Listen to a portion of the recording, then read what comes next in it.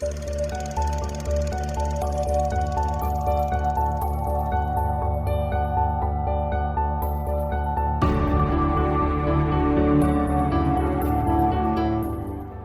I'm Sophie, and I haven't seen a lot of films.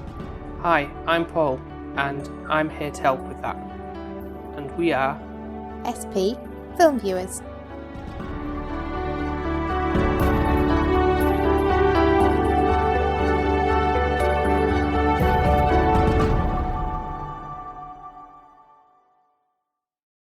So it's the Patreon pick for March, It is? and it's not Monster March anymore, but I kind of went with two ones that are kind of like put in humanity as the monster, I suppose, in a way. Okay. I will wait until you finished because I was going to be like, oh, okay, we're not doing Monster March in March, but we're going to do it in April or something like that. And then I'm going to be like, No. I will slap you down. No. Yeah, so I did, to be honest, I have long had to think about like other options I want to do as like a face-off, essentially, between the two films. So I could have picked, I had something else in mind, but I'll save that for another time, I think, because I thought that kind of does border more on what you might see as a monster, I suppose, I guess. So, Okay. Yeah. Covered your back there, didn't you? Yeah. Not daft. Well, two Japanese films, both very good, but the overall winner was Battle Royale. You did worry me when I saw this big box. I was like, I'm not watching all of them, am I? Like, Yeah, it's the Arrow video release. Is that the first one or something? We're only watching the first one, yeah. Right. I haven't seen the follow-up, but the reason it's a big boss is because it's like the theatrical cut, there's a director's cut. Which one are we watching? Director's cut. Right, okay. I may as well. Okay. Does that mean it's longer? Only slightly. When they say that, it's only very, very slightly. It's not like another hour. It's I know, it sounds it's not like a awful. Lord of the Rings, where it's like an extra I just hour think a on top. director's cut it's not a cut. It's just, as in like a cut of the film. Like, it just means lengthen, doesn't it? Yeah. Let's be honest. Yeah, because you have a theatrical cut, because obviously for run times of screens, films might have to meet a certain threshold for what they release to the public, and then that's kind of how they entice people with I mean, you. special editions on physical media. It's like, oh, this is the director's cut, like it's missing scenes or... The only time I will say I agree on it was with Little Shop of Horrors. Absolutely, yeah. Where it was actually completely different. Yeah. So it wasn't like you're just watching the same film. Yeah, different ending. Yeah. So do you know anything about this? Other than... I know nothing. I didn't even know what we were watching until we sat down. Got it out, yeah. And I didn't know it was Japanese either. How did you not know? No. All I got from Mum was, it sounds like Hunger Games. Well, yeah, you could compare it to that, and people say this would be like the original, quotation marks, Hunger Games. And so people kind of poo-poo like what the Hunger Games is, because it's like, it's very tame, and the creator of the books, and before the films obviously, was like, said it wasn't even, there was no link to it from like a inspiration. She didn't even know about Battle Royale before it was even a sort of a concept, which is like, whatever. Is it like Squid Game a little bit as well? Yes, I would say it's probably more up to date, parallel with that. So yeah, you think of it as like Squid Game, but it was Korean. Yeah. This is Japanese, yeah. So hopefully this will be cuter. It's quite violent. Oh dear. It's obviously one of those things that is sort of like shunned upon even when released in Japan.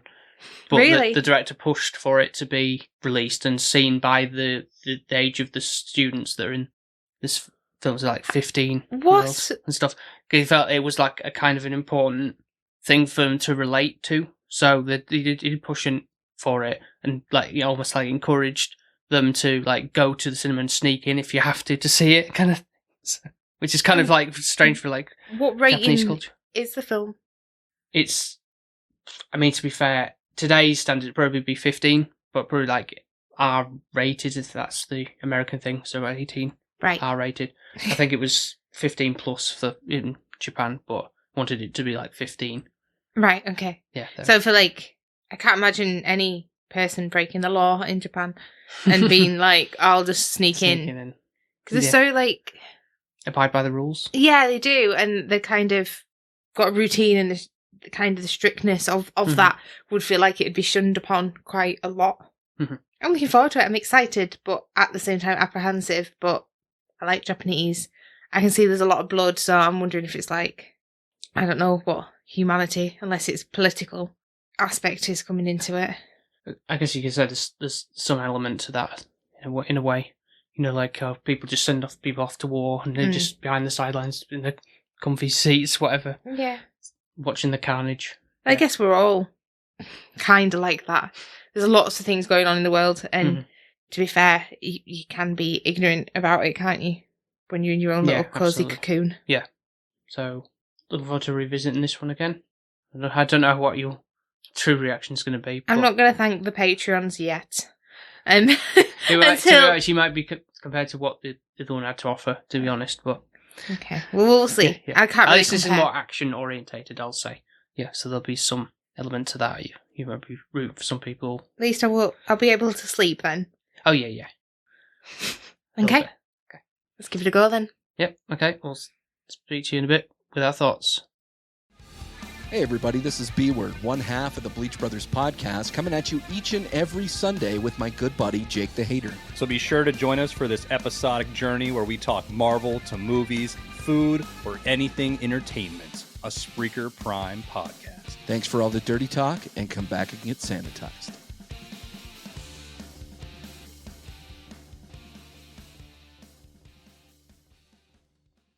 And we're back, having survived Battle Royale.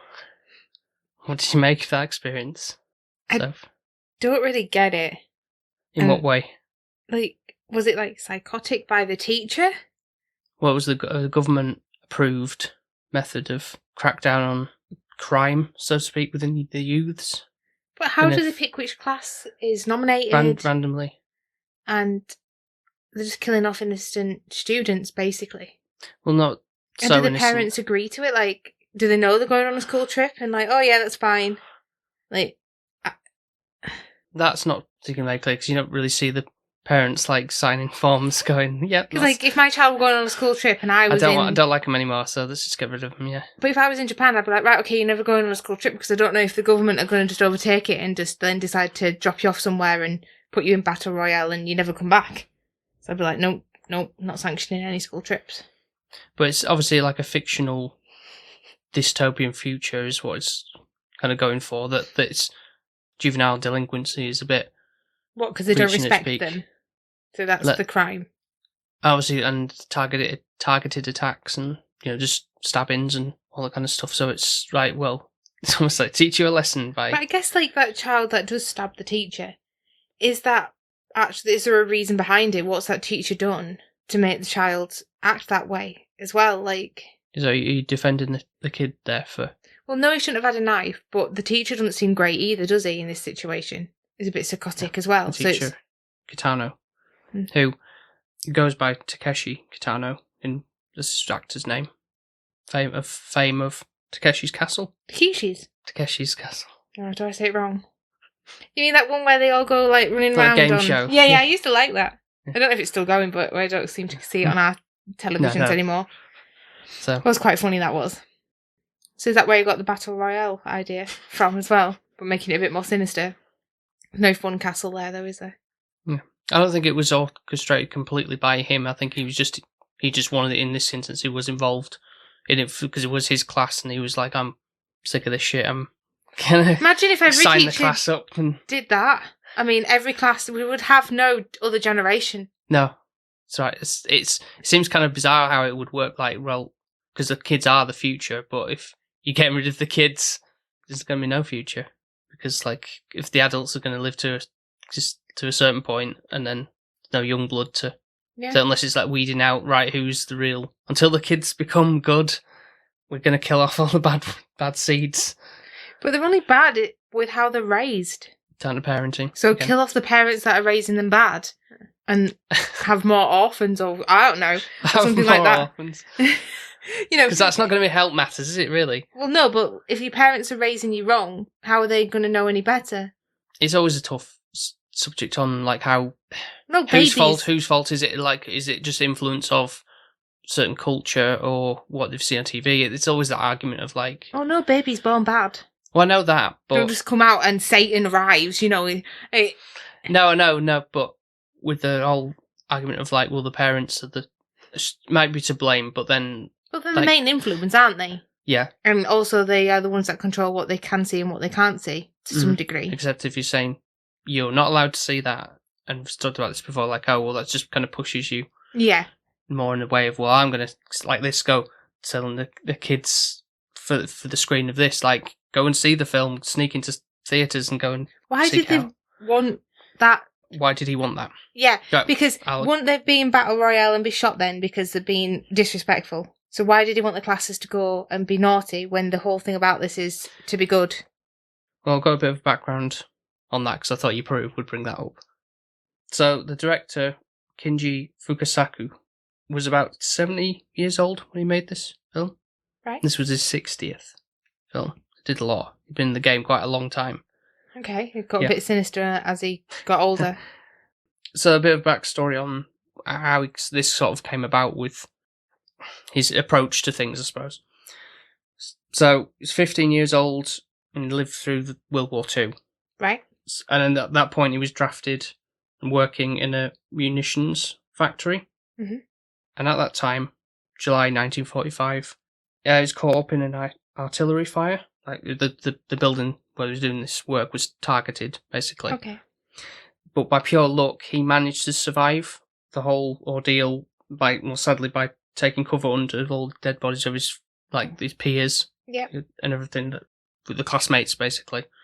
And after the fact, they also, obviously with other survivors, he had to dispose of his friends' bodies, and it's like this kind of a harrowing kind of aspect to that. And so from this, he kind of had the distrust from authority of how, like, fighting the war to win for world peace, just a pack of lies, really.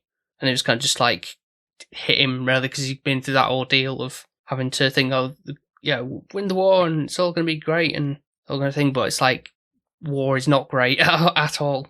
And it's just really struck a chord with him, and kind of that's how he's obviously gone through his filmography with like showing like brutality of stuff. And so it's like a similarity with all this, with how he's put together the film in a way that obviously reflects sort of that experience of being at such a young age and having to deal with those horrors, those terrors of war in a shocking way, but in a way to like make a big impact. Okay. But so I understand how that aligns with the film, and I can kind of get the aspect of it. Why is he wanting 15-year-olds to see it?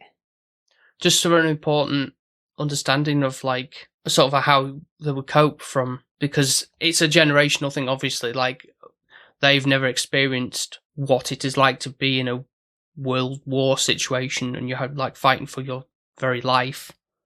So to kind of like a big like, it's sort of like I guess in a sort of respect of what has occurred in the past, and it's like, they just don't understand. They could never understand until. Well, we couldn't, yeah. No, we can't comprehend. Can't possibly. But then, I know war is awful and I'm not condoning it. Yeah. But at the same time, I feel like they grew up in a more simple life where things were easier. You didn't have technology. You didn't have, like, technology is brilliant, but it's also awful at the same time. And you don't have all these other issues that come with it. Fanciful weapons of war that surpass what that was made in World War II and stuff. Not saying we need another world war or anything, of course not, but it's... But I feel like now, if we did, it would... I think it would be the end of the world, Yeah. to be honest. Yeah. Because how fast we've grown and developed, it would be carnage. Armageddon. Yeah, it really would. And I think it is just a different generation kind of aspect. And this is, war is never a simple fact. And the government, you have to take them with a pinch of salt, I feel, with what they say and what they're going to do. And that they're on our side. They make, yeah. Like, the whole thing is, we're doing everything for you, but actually it's probably more for the bank balance. And that's everywhere. It's not just politics, it's your job, it's companies, it's every business is out for themselves. And I think that's kind of more what I took from it, of everyone's going to look after the number one first. Yeah, that's always the case, isn't it? In dire situations, you're always like, right, get if you try and get your family, of course, but at the end of the day, it's down to, am I going to survive? I want to live, and you just got to fend for yourself. Like COVID was one of those things I felt. For us, I feel like that'll be something now in history. I know it sounds stupid. It will come up, and it'll be World War II, but that will be a thing that children will learn. Like, there was this massive disease. They killed off hundreds, thousands of people. Yeah, and Millions you had to even. stay in your house and not go out. Like, the concept of it sounds scary, and it was. It still is, but I feel like we have gone through something in that sense where more isolating and something scarier than a war, because a war could be controlled. A disease can't, as such. No matter what we tried, Yeah. If the powers that be wanted the war to end, it could end if you had the right people.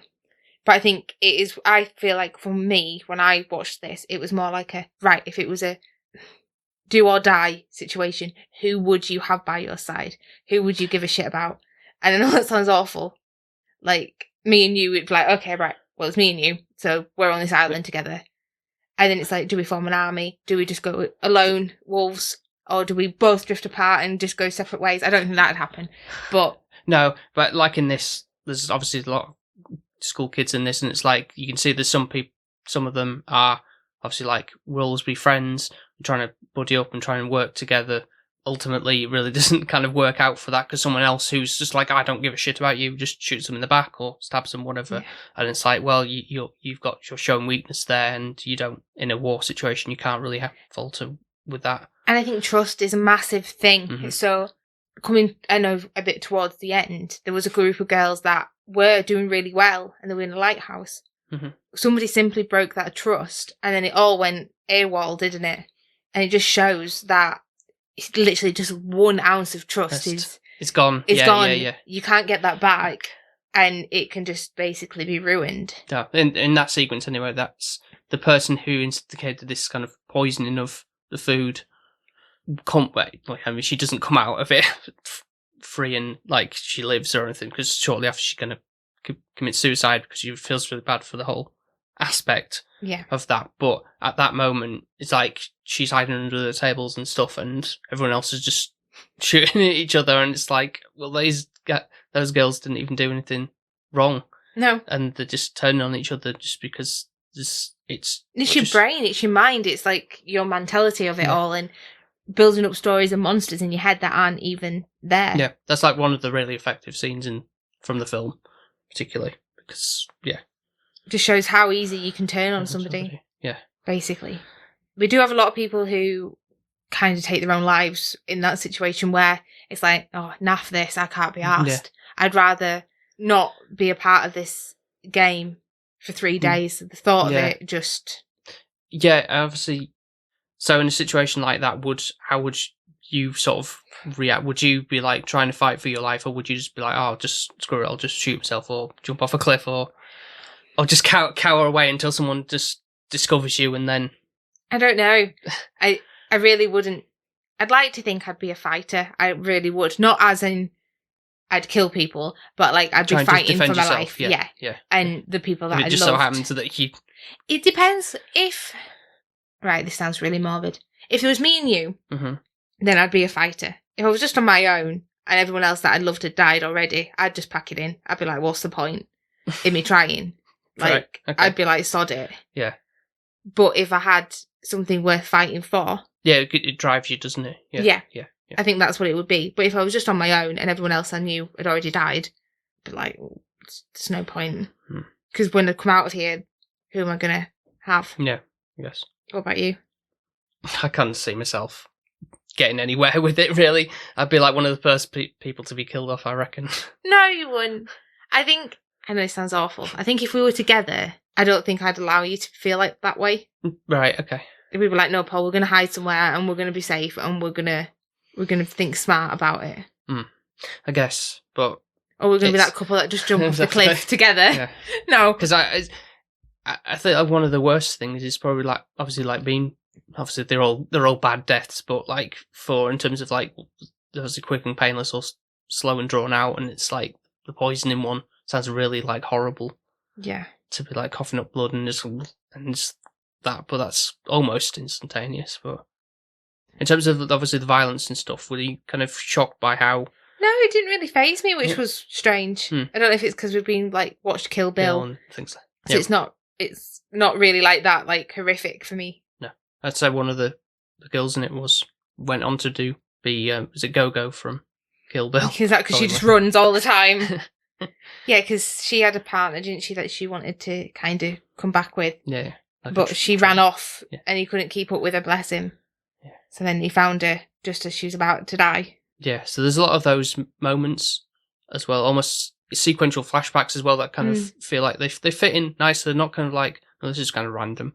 No, it's almost like a sort of bit of context, but it's not in a way that kind of interrupts the film or gets in the way of what's going on. It's kind of just almost like a bit of a breather in all the carnage that's going on through the film. We do have one of the girls as well within this that's kind of get a background of her. Mm-hmm. And not till the very end coming towards it where you kind of actually think, oh, okay, I understand why she's an utter bitch now. And she's the one with the long black hair with the shorts on. And she seems to just be a lone wolf defending herself. As she's called Mitsuko. Mitsuko. Okay, we'll just leave you to say the names. Mitsuko. And the reason with her flashback is it seems to be her mum's a bit of a drunk or a druggie or something like that, and seems to be quite out of it. And there's this man in the house. Yes, I think it's like a boyfriend or something who's like, "Oh, I've got this doll. Take her clothes off." And he's like, "Right now, it's your turn." And she's only really 5. young. It's like, ugh. It's awful. Yeah, but she takes it upon herself to just push him down the stairs and instantly killed. So that's kind of like a already warped mind as a youngster anyway. So that's kind of showing how scary it is for kids of, saying, today, and stuff, how they think, and now these situations can linger on through later life and make people kind of psychotic. So. Well, I think the problem is she was only young, and A, she's killed a person, and B, she was nearly raped. So it's well, what? Yeah, where'd you go? Which situation is better? Yeah. Good on her for being strong and willpowered to kind of go, no, sod off. But at the same time, now you're like, I'm relentless, I'm ruthless, I don't trust anybody. She's built that wall up so high, no one could ever be with her. And I kind of, by the end of it, was kind of rooting for her a little bit because, yeah, okay, she's been an utter cow to everybody, but you could kind of understand her trust issues with people.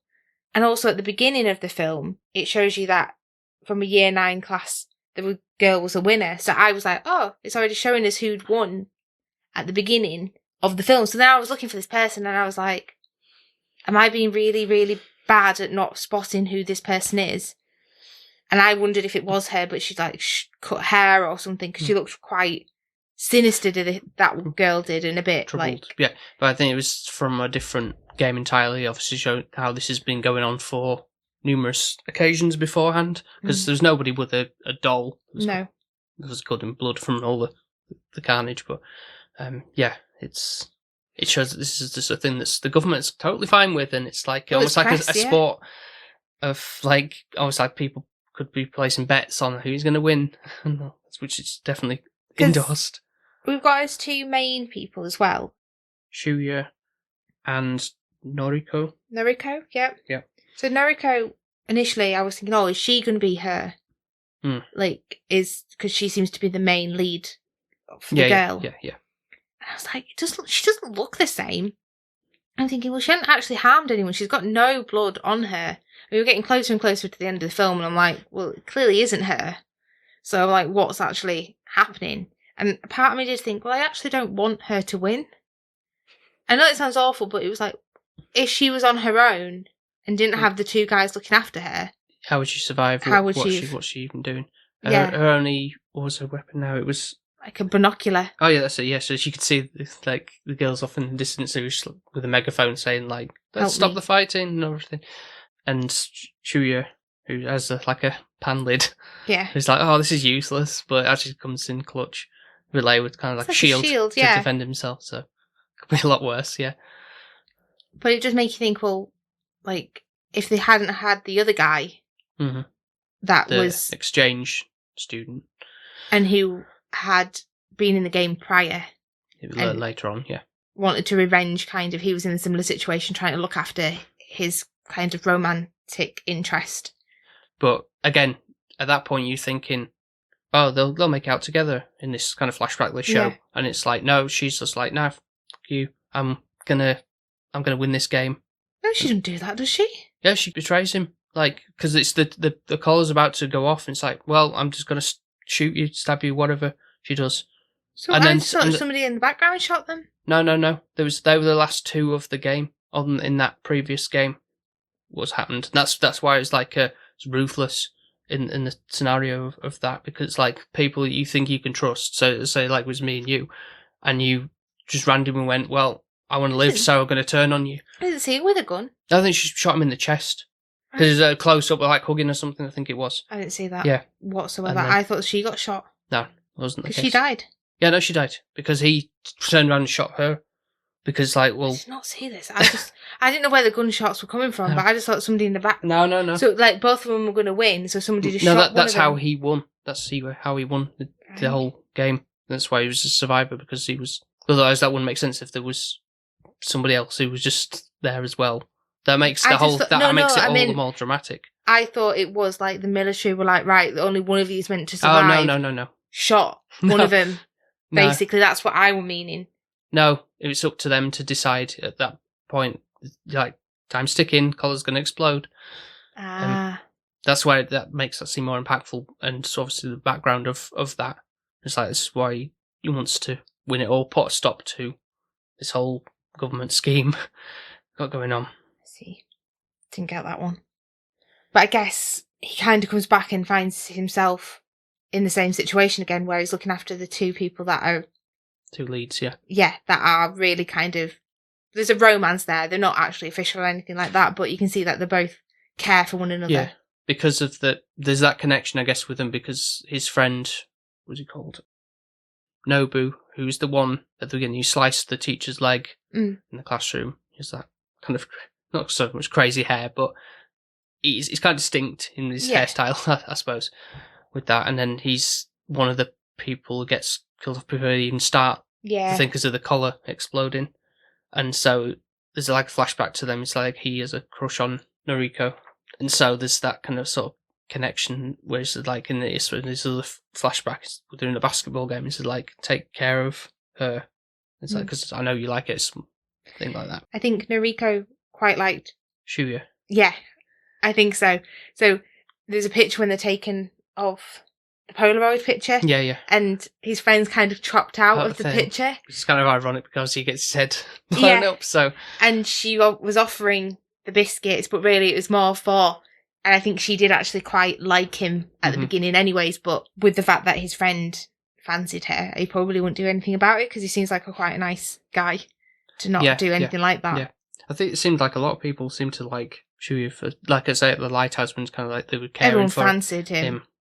Yeah. Like a dishy cat. He's like one of those, I don't know if you used to have anyone at school that used to be like that. Like everyone just... There's probably a few more of the popular kids, I guess. But... Yeah, and I think he feels like that. But what is nice is our main lead lady, she isn't the most popular, but everyone seems to know she's really nice. Yeah. And that seems to stand her in good stead. And actually she seems more special and unique because she is nice. And I think that kind of shows at the end with the teacher's drawing. There's like the painting of all the children. Yeah.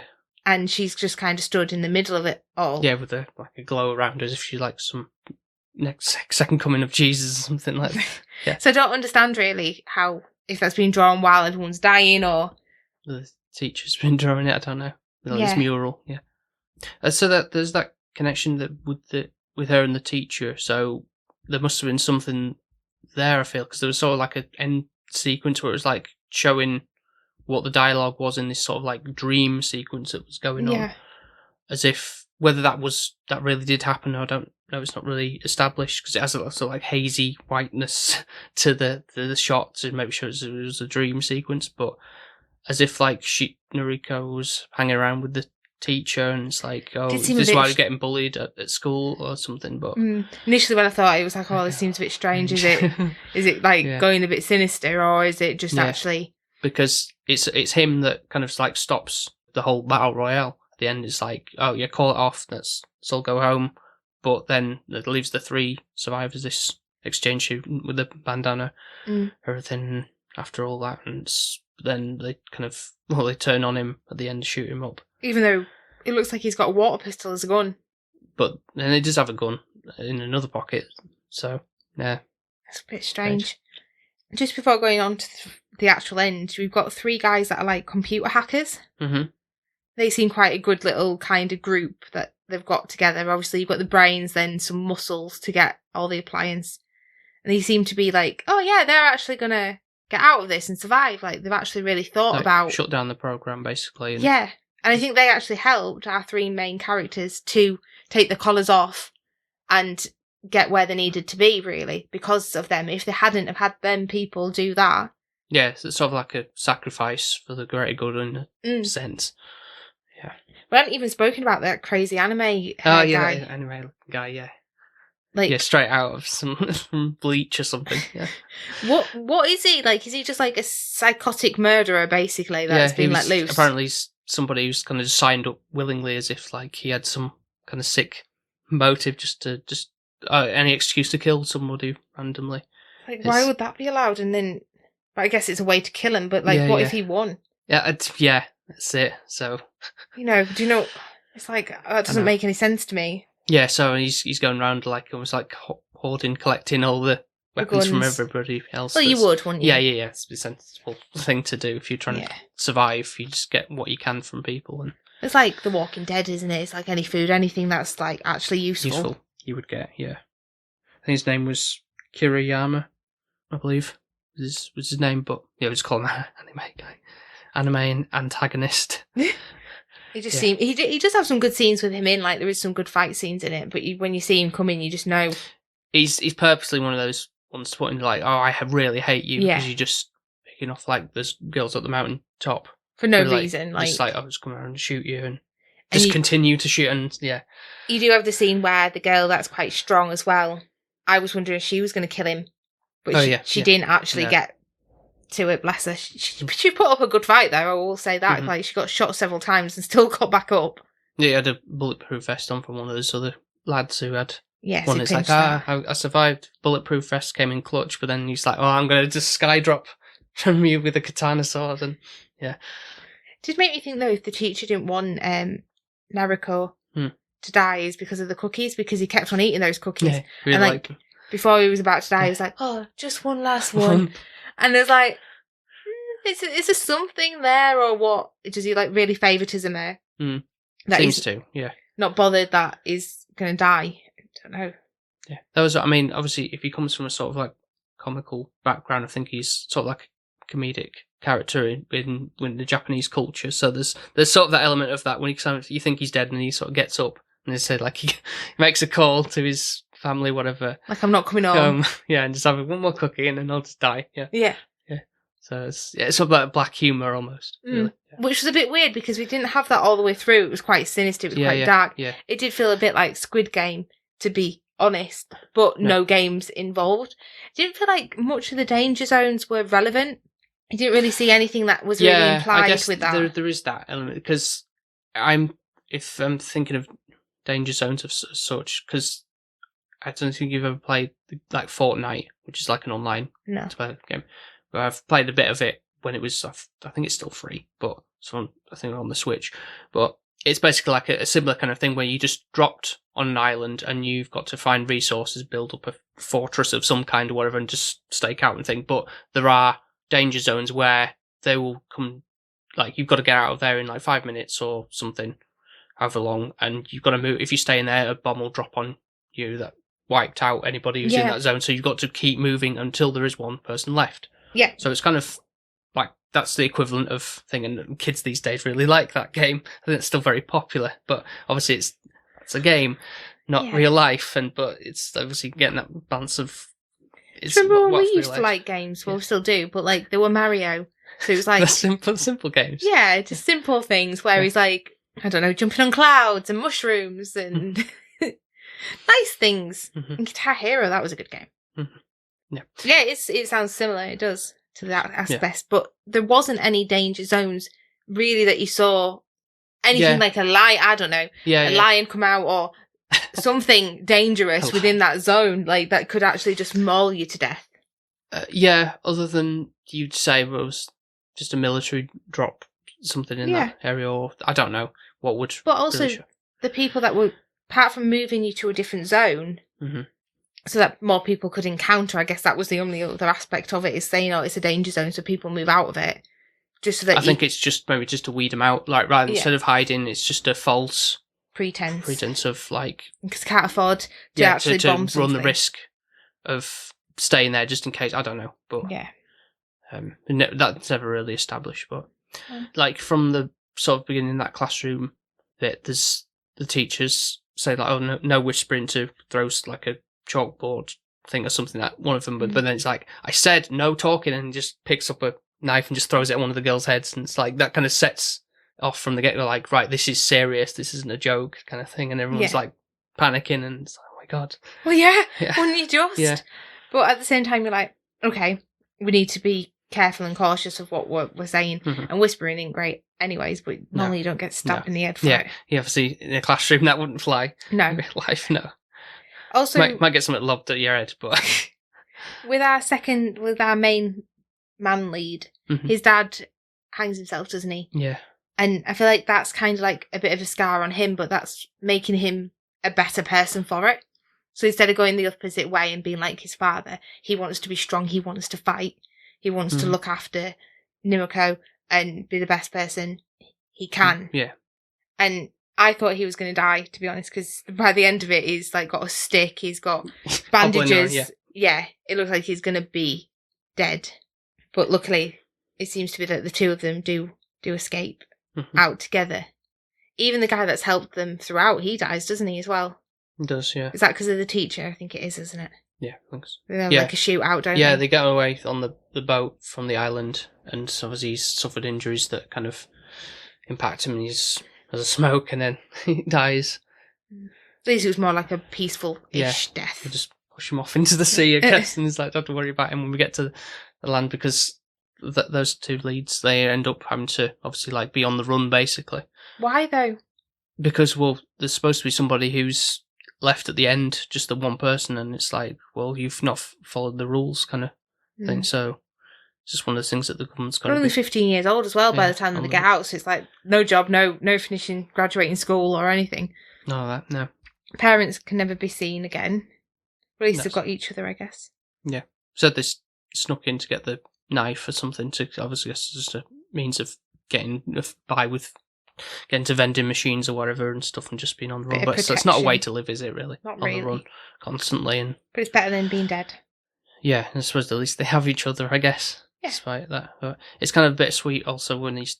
I don't know if this was because of the special edition, like the extended version, I mean, where I don't recall these kind of like long flashbacks with the basketball scene, and it's like shown as if they're all like collectively they were a unit, and even despite obviously they were playing against each other, they're all kind of like happy and rejoicing with the fact that they were all like, yeah, you won the game or whatever, and even if they're on opposing teams, there was still that connection with everybody. But for them suddenly to all completely just go turn against one another, that's sad. People can be horrible. They can be lovely, but they can be horrible. It just shows. It's scary to think about, but it could happen at some point down the line. It's not out of the realms of impossibility. Especially if we get overrun with people. Like if we have too many children. So like society has too many people living here. So like obviously the older are living longer. The younger ones are having more children. And then the population is just too high. Yeah. I think in China now, they're actually saying the paying for you to have a child. Because initially they only were allowing you to have like children. So now they're actually saying, please have a baby, because their population's going down. So they're actually paying you to have children. Whereas before they were like, no children.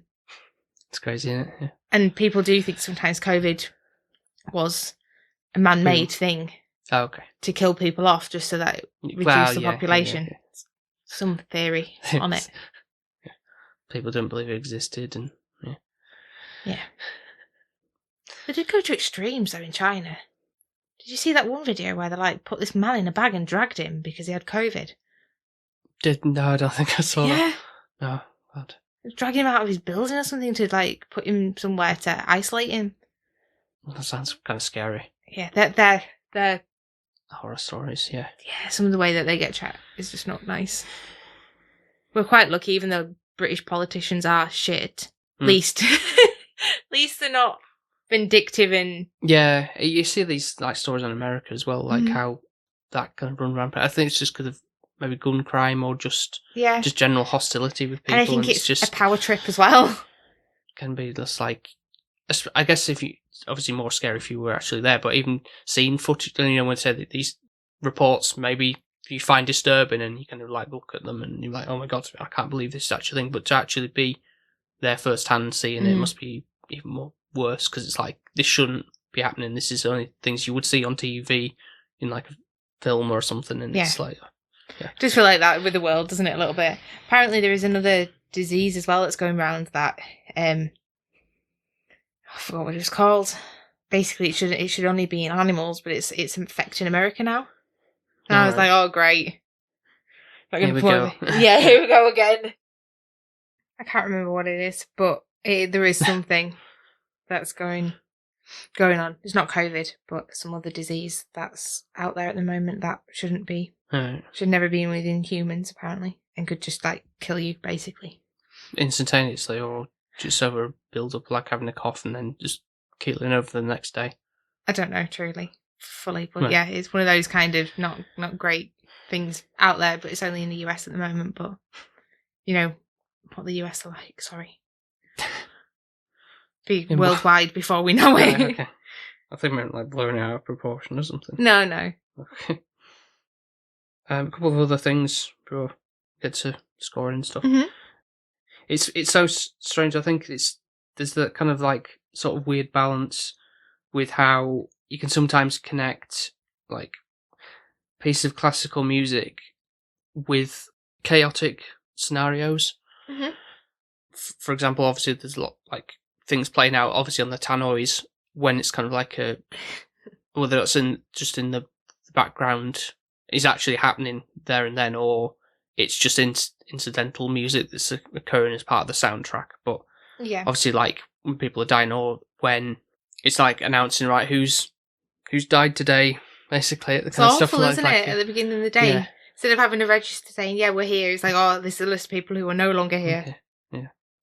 So I kind of find that interesting. The different pieces of classical music, probably like open source kind of things, probably the things that obviously like in public domain that can be just used, but people can obviously easily recognise it from other instances you see in like adverts and things like that. It's just things, but I was kind of find that interesting. It's like there's sort of like I mean, obviously I don't think the composers back in the day were thinking someday these classical pieces of music will be in conjunction with massacre related films or scenarios and just things like that. But it's kind of strange how things are linked up, but there's some correlation there that seems to keep creeping up in films like that. But yeah, something I found kind of interesting. You would. And despite like how sort of like go against the anti like adults in some senses, like how the kids have kind of been left in the lurch a little bit with this scenario, but some of them like I think like one of the computer hacker guys is like, oh, my uncle taught me how to do such and such, and things like that. So there is kind of sort of level of respect on some part. Not everybody's parents are seemingly assholes or whatever, but it's not completely like writing off everybody from the adult world. But no, it's not. And I think it shows that it is just some care. I think it's kind of sod's law that some people are in that class, basically. Yeah, not all of them are meant to be. You always get some people who just ruin it for everybody, I guess. Yeah, I feel like that's the thing, because it's like, well, not all of those kids, like 30 odd of them or whatever they were, are bad. Like, yeah, you've got some bad eggs. Yeah. But it's not going to be all of them. It's definitely not going to be half of them.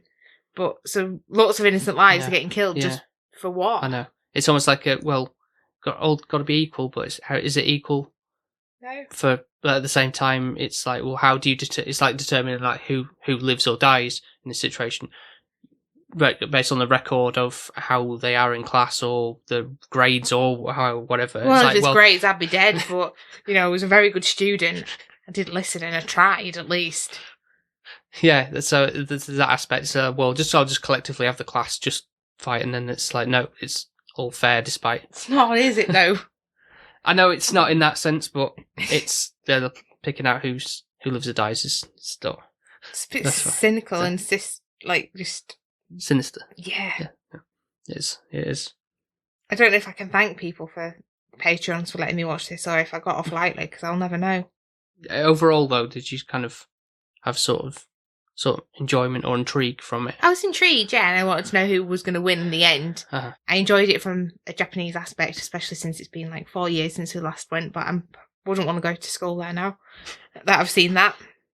I don't. Yeah, this practice isn't actually in place. But it's not to say that obviously, like, you might think, oh yeah, there's no crime in Japan. Obviously, there's the Yakuza clan still. I feel like Japan just makes you feel like there shouldn't be, though, because they're all so regimented and kind of do-gooders by the rules. Like, they're so polite and so like orderly that you wouldn't think that would happen.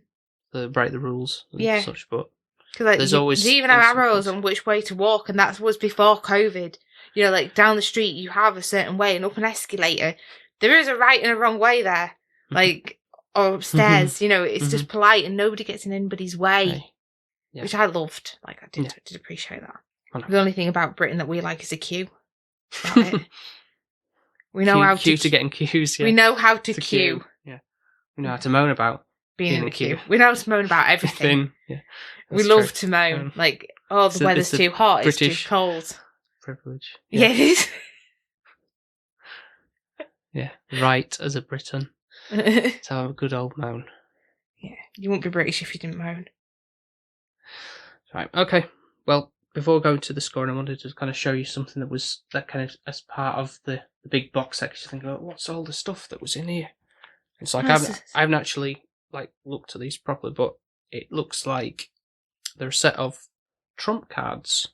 And I'll show obviously like pictures on the Instagram. It's quite funny because I was on about this today. I think I said if I was a top trump card in gardening, I'd be a high leveled card. Yeah. So he was on about who are the kids and stuff. They do actually have all numbered as well, though, weren't they? Like I think it was a bit sinister in the film where they're like, "Oh, number 4 has died," and then they said the name. Yeah. So you've got the males and the females in the group, but they all have kind of like the things where they say that the scores are and what weapon they had, and it does also say how they died. But it's you play trumps like you would like you'd call out a stat, and if you get the better one, you collect the card and such. But it's quite nice and quite well done. A good way to kind of interesting part of the package. Where's Yuriko? She'd been there somewhere because she technically didn't die, so you'd want her, wouldn't you? As you just thought.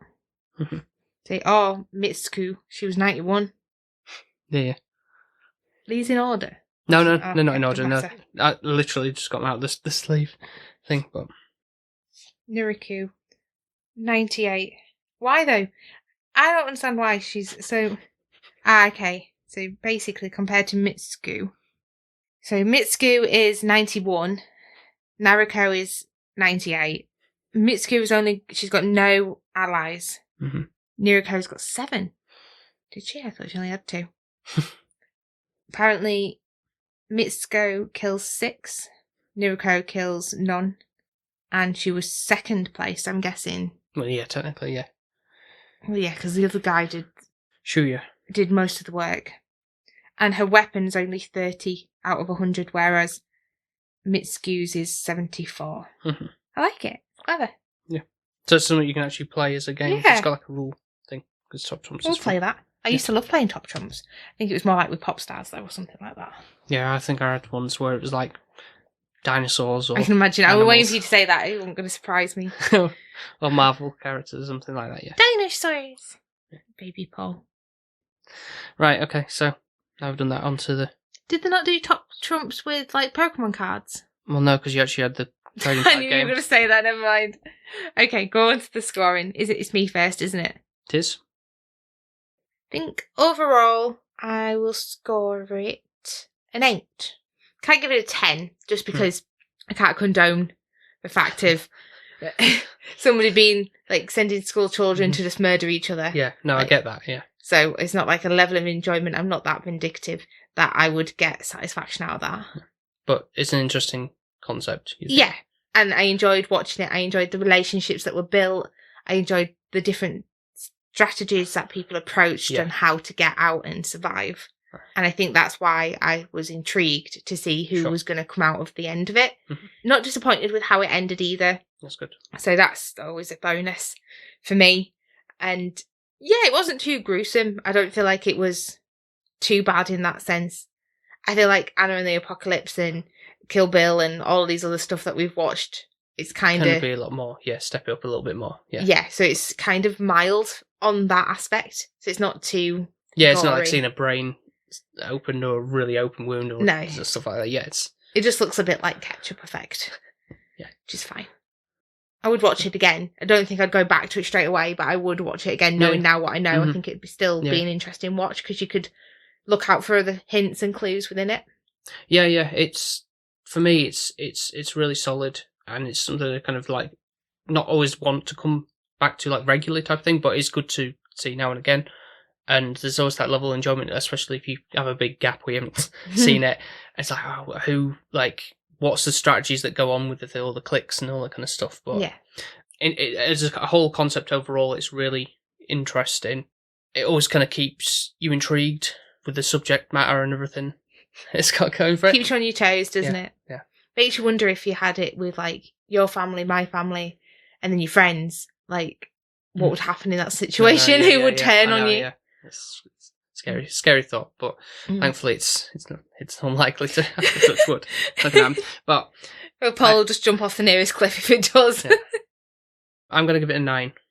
I have absolutely no idea what the sequel offers. I've not delved into that, but I've not heard that it's not particularly great. But I feel like sequels normally aren't, are they? Especially with such a strong concept of what this offers, I don't really know, other than like a follow-up on like another set of kids or something, I'm guessing. I don't know, I haven't really delved too much into it, but I've heard it's not particularly great, and it's something I'll check out on my own time. But so I'll is it in that box set then? Mm-hmm.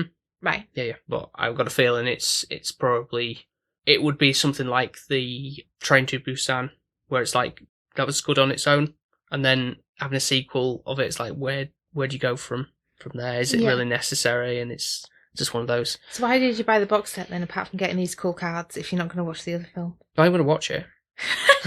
but not enjoy it. It's just because it's obviously like a special pay thing. And Criterion and all of that jazz. It's not Criterion, it's actual Arrow Video this time. Actually. Alright, sassy Paul. Correct. Just because we've watched a lot of Criterion stuff doesn't mean it's always Criterion. Well, it's a new word in my vocabulary. I have to use it. Well, I'm kind of glad you've enjoyed it. Thank you, patrons. It wasn't too bad. I don't know what the other one was like, but quite enjoyed it. Yeah, I'm glad it fell that way, because honestly, I think there was probably a lot more intriguing and captivating content, visuals, content from it to draw you in. Don't think blood is a captivating visual, but yeah. Do you want to word it that way? Get a sense of it in drama. Jamal Hammer. Yeah. So thank you very much for listening to this episode, and thank you to the Patreons who helped pick this film out. Yes, thank you very much. So we have your mum. Yes. We have Mark from 100 Things You Learned from Film. Whoop whoop. We have Ben from Film Vloggers. Yay! We have our friend Jones at Weight Loss Jonesy on Instagram, and Nico from The Good, The Bad and The Weird podcast. We're very popular, aren't we? Got a good little family going. Mm-hmm. And if you would like to join the family, where you get your name shouted out every episode and you get to vote on a film we watch once a month, then all you have to do is go over to patreon.com/SP Film Viewers, and just sign up on there and join. Simple as that. Then you get a shout out as well, you get all that fun stuff. And also, if you became a family, then if we get into this situation, we might be able to be all right. Just think about that. Yeah. It's only £1 or $1.50 a month. Hardly anything. 25p a week if you look at it that way. Yeah. And helps support the show. And there's that this level of extra interaction with us. Yeah. Yeah, which you appreciate. So following on from the 1,000 followers that we've got now on Instagram, you can follow us on social media. So on Instagram, TikTok, Twitter, under the handle SP_filmviewers. And go and have a look at all this content. There's loads of stuff now. We've been doing this a while, so have a look and see if you enjoy it. And then if you do, by all means, follow us, comment us, like us, all that jazz. Mm-hmm. And lastly, if you would be so kind as to leave a 5-star review over on Apple Podcasts, Podchaser, and wherever else they do the scoring system, that'd be very much appreciated. So next few episodes will be slightly different in terms of what we're covering. It won't really be like a on-off of what the format we've been previously doing. It's a very strange situation, but we'll kind of explain as we're going through the episodes. There's sort of the rhyme or reason to it, but yeah, not that we're going to be kind of continuing with this. It's just like for April, and then it's going to kind of digress back to normal. Yeah.